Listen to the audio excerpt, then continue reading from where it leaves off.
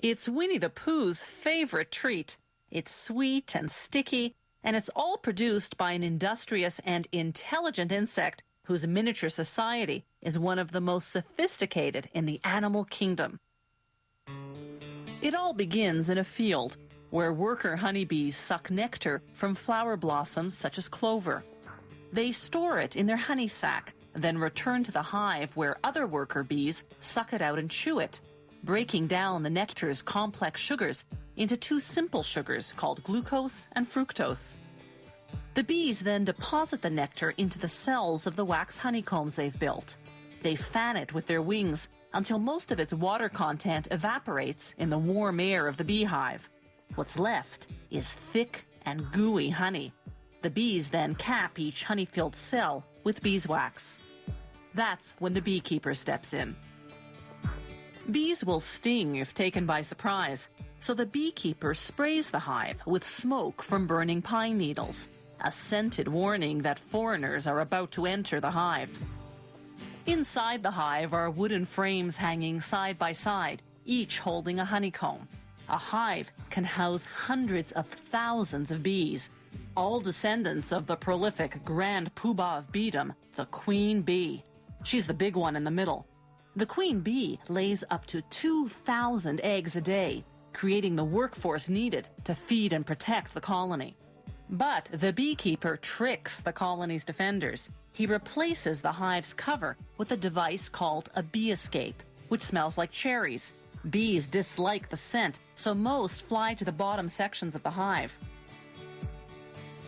Another warning spray, and the beekeeper removes the bee escape. Now he can escape with the honeycombs.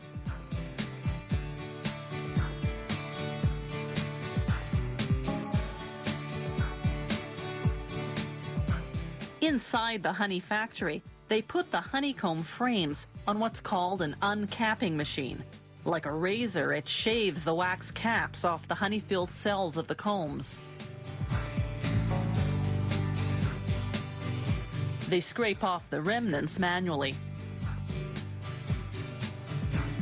Then they set the frames on another machine called a honey extractor. It spins the honeycombs until all the honey is forced out of the cells. Afterwards, they filter the honey to remove any pieces of wax capping that slip through. Then, the honey is ready for bottling. Some beehives contain smaller frames designed to produce honey that isn't extracted from the honeycomb. Workers remove the frame and cut the honeycomb into pieces as is with a heated knife. That seals the wax around the honey inside.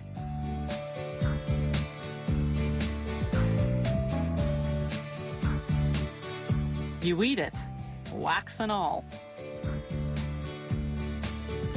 The beeswax lining of the honeycomb goes to make candles, furniture polish, lipsticks, and other products.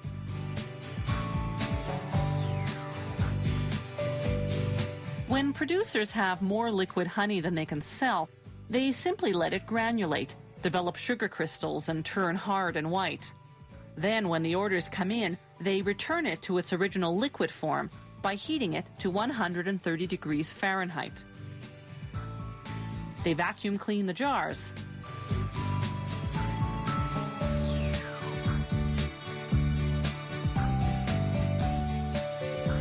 Then fill them. One beehive can yield up to 7 pounds of honey in a single day. That's much more than the bees need for themselves. The surplus is what we end up eating.